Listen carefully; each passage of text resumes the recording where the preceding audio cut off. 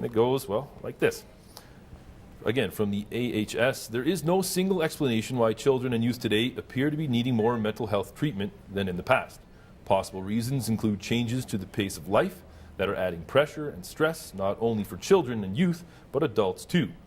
These larger cultural changes are leading to changes in the way families interact, and this may also be part of the explanation. It's also likely that more people are seeking help for mental health problems because there is greater awareness of mental illness in general. And if you would, David, I'll get you to comment on that message. I guess one of the things that comes to mind again is that parenthood is such a key element in children's lives. Yeah. And many parents are both working. Yep. Many parents, or at least one of them, is absent from the child's life for much of their waking life, partly because they come home late and they go to work early. But I think more than anything, I think we, as adults, need to take very seriously the need for training in parenting. Yeah. Explore different approaches to different behaviors and learning problems, and understanding ourselves better so we can understand our kids better. That whole growth process and encounter process that needs to happen as we take on the role of parenthood. Be interested in your comments. Well, too. technology. I want to ask about actually a bit about technology when it comes to parenthood. The Kids Health Phone did a study about 5 years ago, and bear with me here. So kids themselves were able to identify themselves as spending too much time playing online video games, which actually led to real feelings. And these are, again, comments by kids themselves posting on this survey. Real feelings of isolation, and for some, recognizing, again, these are kids, addiction problems. Is the advancement of digital technologies a significant part of the mental health conversation? To me, of course, it has to be. Is it simply the parenting aspect of things? I mean, what's the, it's a conundrum, I suppose. I mean, it is a conundrum. I mean, we look at technological advancements and we look at our capacities. I mean, you can walk through any store, or you see a 3 and 4 year old who can navigate an iPhone or an iPad better than any, so I mean, certainly that technological piece is a definite reality.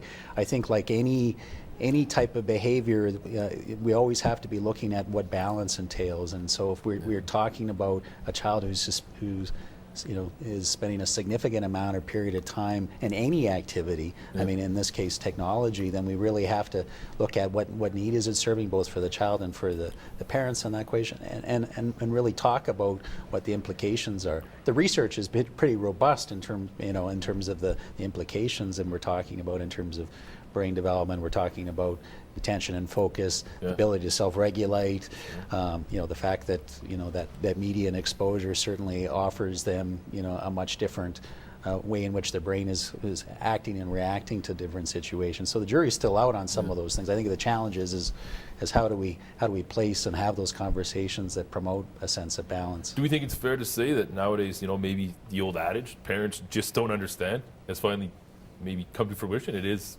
maybe a reality a lot of the time for these kids and parents?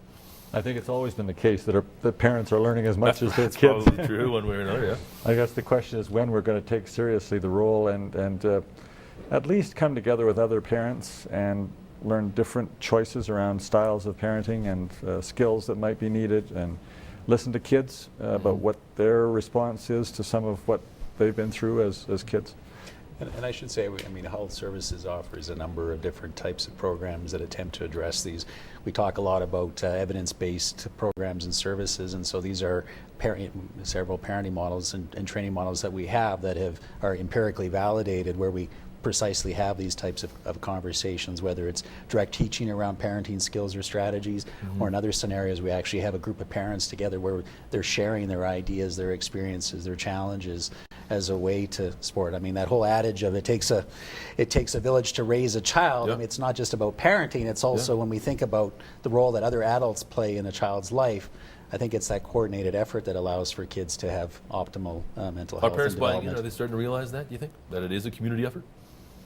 I'd like to know what you think about whether kids feel listened to by parents. How good listeners are adults and parents? I think we all struggle in our capacities with this, the multi-stressors and things that we have. I would argue, going back to the fast-pacedness comment, I think that's very clear that, again, our capacity to tune off, to shut the things off that may be impacting us, the things that we leave in work or can't leave from work and are on our mind.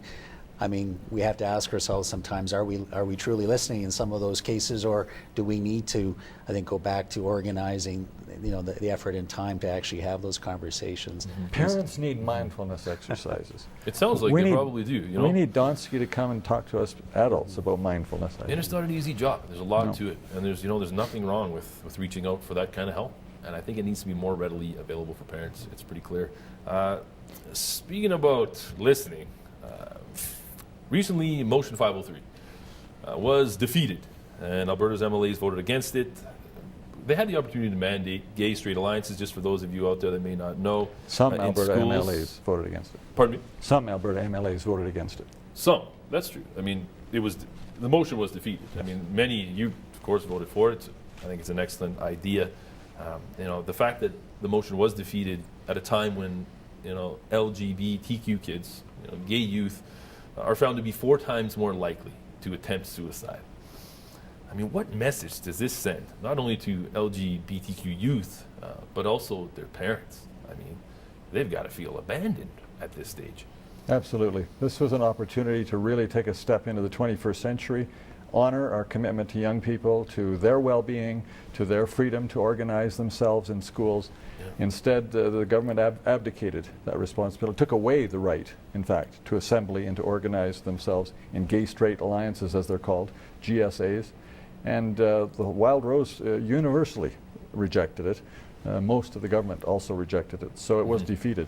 But it's coming back. I think more and more writing, petitions, lobbying of the government and MLAs is going to change this in the next year. Well, it's clearly on the map now, which I think is a good thing. I imagine, though, health services, chances are there's a lot of gay youth that have utilized the service in the past. I mean, what's I guess the mood around health services following this decision? Well, I think like any type of opportunity where there's a capacity awareness of need and recognition of those supports, I think it's certainly the challenge I think sometimes is how do we offer the supports and services to individuals in the best way that we can. And certainly, as you highlighted, that is a population of young people that are at more risk for these types of challenges. And so I think for us it's how do we continue to sort of push the envelope around getting the services and supports to those that ultimately need them. Could I just clarify that Motion 503 was not forcing gay-straight alliances on schools? Nope, that's right. It was ensuring that those schools that had children that wanted to form a gay-straight alliance must provide that for them, must provide that vehicle for them to find support and talk about their issues and feel safe. There was misinterpretation in some quarters that this was going to force school boards and schools to adopt this. That wasn't the case at all.